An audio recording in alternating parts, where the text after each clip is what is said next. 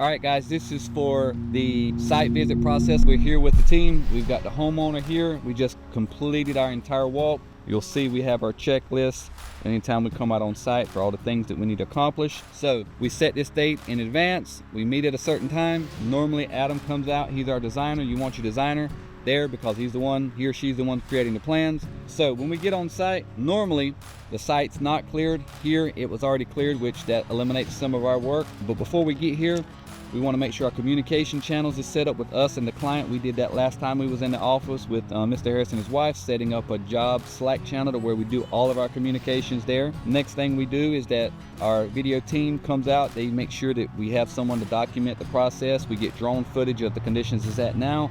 And we typically will take the opportunity to do a builder-client interview while we're together, which me and the client did that. That went great. We get a drop pin of the location of the site so we can share that in Google Maps to subcontractors, vendors who need to visit the site. We start out by asking the list of questions that the client has or concerns. On this one, it was simply grading and drainage.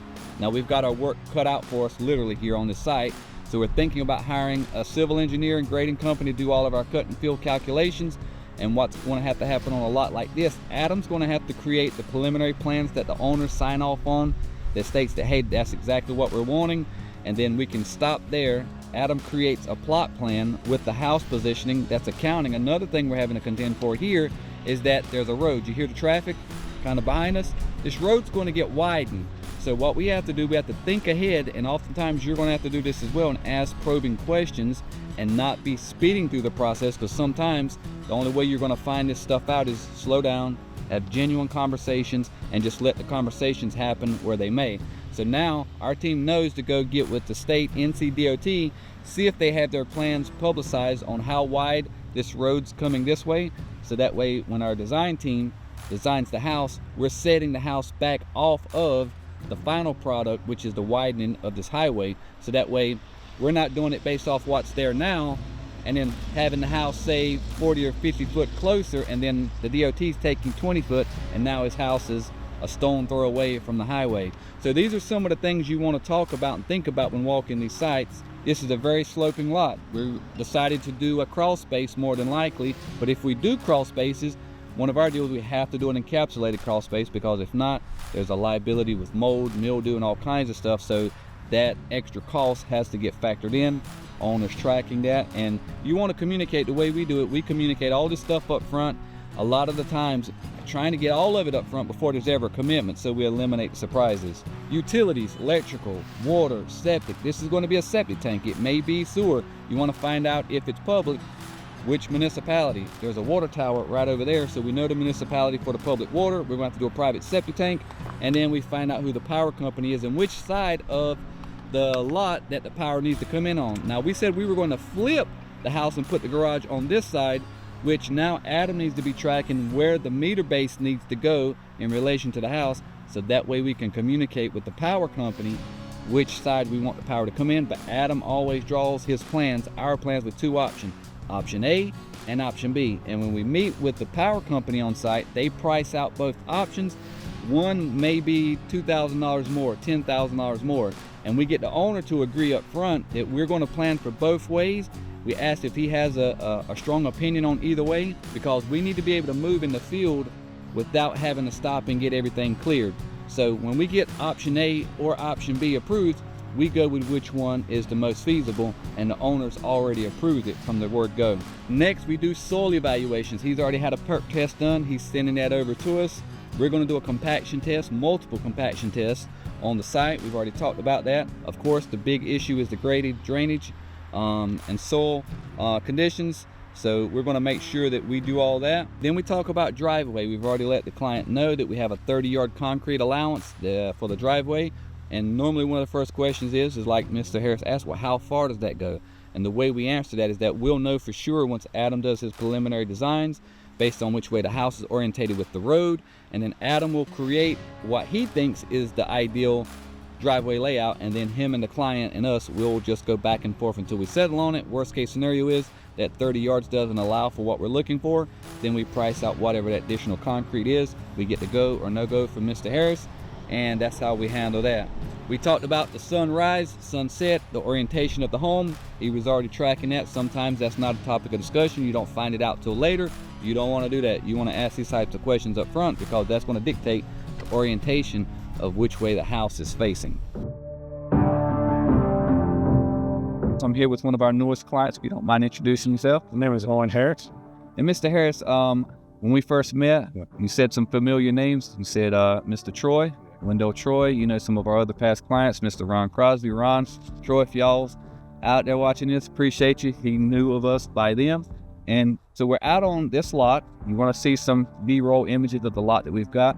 We came out on site. But before we kind of jump into that, you mind kind of telling the folks that are watching how you found us? Of course, it's through the referrals, but you know, how you come to know us and what led you ultimately to hiring us. Well, a couple of things is it's not just referral. I met Troy and he talked about you guys. I looked at a lot of your videos that you had online, gave me a good idea of the quality of work that you guys did. And I looked at some of the bills that you did, even the commercial bills and stuff, and I seen that the materials that you guys use in the process that you go through made me look and say, well, these guys don't take the time. They just not throw me up something that maybe cause problems later on. Right, and so what you guys see is we're on site, lots already been purchased, paid for, lots cleared, and you know what we explained to Mr. Harris is that in this stage we want to come out on site. We just started the design process. He's working with Adam, but it's crucial that we come out on site, take a look at what's going on. We do have a challenge. Most custom homes, so most of our clients are building on their own land, and this is something we do every day. So we come out, we walk the site, we identify where some of our potential problematic areas is going to be. We know it's going to be grading and drainage. A lot of times we're able to make the calls and do it internally. However, on this lot, due to the extreme slope and the grading, we're probably going to seek to engage a civil engineer to create the grading plan to tell us exactly how much to cut and fill where, and then have a document that we follow for that.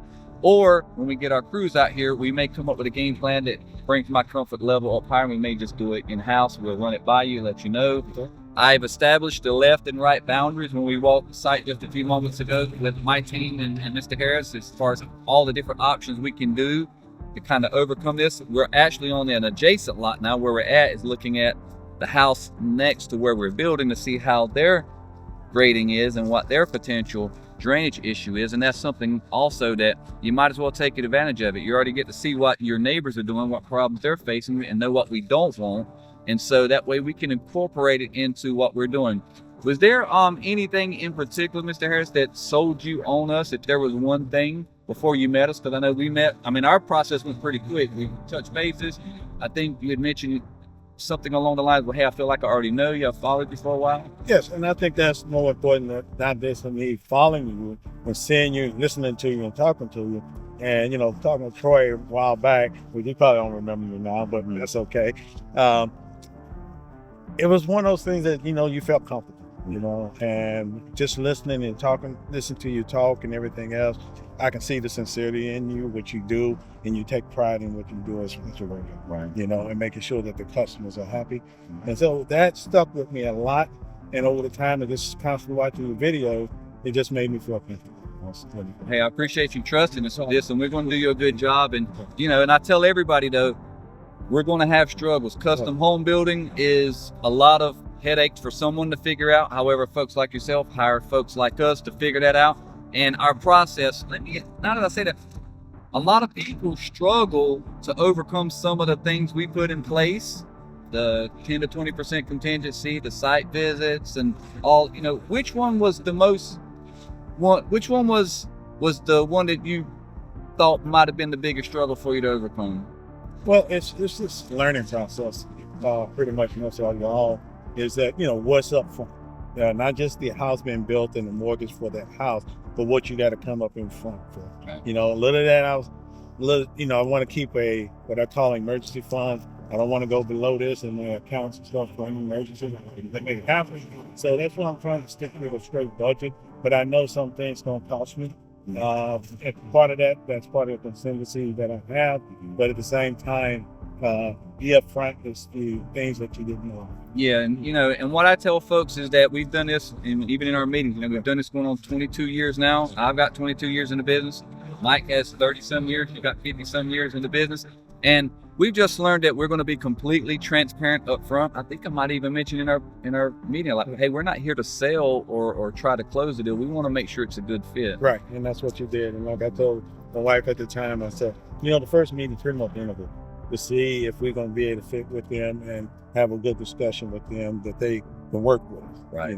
Because you don't want to come in with chaos already, and then you're dealing with that problem. Can't make decisions, can't be made. Well, it has to be a good relationship, and that's what I think a lot of people get wrong. I got wrong, like I discussed with you in the meeting a few years ago when things started really picking up and people had the means and the money and it was just coming, and I just said yes. And I learned that valuable lesson that, hey, wait a minute, money's not the object here. The object is we're going to be spending a year minimum together. And then afterwards, most clients we have a relationship with, it extends 8, 9, 10 for a lifetime. Yeah, pretty much. And so I'm just glad I got the wisdom early enough on to where it's like, hey, we're going to be building relationships, not just building structures and custom homes and commercial developments. It's super important that we get along, that we like each other's company. You trust our process. We trust that, you're going to follow the process. Right. And the worst case scenario is something's wrong, right? Something's wrong, something's not right. But in the process that we have, we're able to identify where the fault lays. And again, it ain't like we're blaming one or the other. It's like, well, hey, the plan that we signed off said that we were going to have this. We didn't get that. Why is that? Well, there's the reason why is because on the lot we had a grading concern. The plan showed 4 steps on the front, but by the time we finished grading it, it ended up having to be 6. And yeah, well, that makes sense. I understand where you're coming from. And so there's a lot of things that do pivot and change during the process. And so we do all of what we do, trying to make sure that in that first meeting where we're interviewing, to see if we can work through those with the smile. Oh yeah. You know what I mean? Still, see, even though it may not be all that comfortable, it's like, well, hey, we're going to get through this, and at the end, it's going to be right. Oh yeah, and that's what I look at. I know change is going to happen, and it's one of the biggest things I'm telling you. I'm not slow. It just very, slow very well, and I know that's going to cause some difficulties and everything like that. So long as my concerns are addressed, how we're going, I know it's going to extend, widen. So I want to make sure that my house is not built up close to the road, and then at the same time, water that's not running into my house or the garage. One thing that we may need to work together on, or my team might be able to handle it, is, I know we're already talking about how far the road's going to be widened. We might want to check with DOT, see if they already have those plans established, see how far out that road's going to be, so we can somewhat account for that as best as we can to get you in the most ideal spot. And then, because again, you can see as further as we go back, the cost is going up. So, but hey, I appreciate you. All right, I appreciate you guys too. All right, thank you. And hey guys, if you have any questions, or if you have a lot that's similar to this, do not go hire a builder or just start building without slowing down, addressing the site, going and walking it before you get your plans created. And maybe even if you're not talking to a builder, hire a civil engineer that knows how to do grading plans and let them come and work all this stuff out for you before you get started. And that is what we typically do. Now, there are things that can change. We're building custom homes. Do not take this as it's the only thing we do. The idea is to get you up to speed with what to do at this particular stage, utilizing what we do on average. So if you follow this and do your site visits according to this, you're going to be in a much better situation planning like this now versus just coming out on site, starting to build and try to figure out this all in 6 months later when water's flowing back towards your house and flooding your crawl space. It'll be a disaster. Don't do that.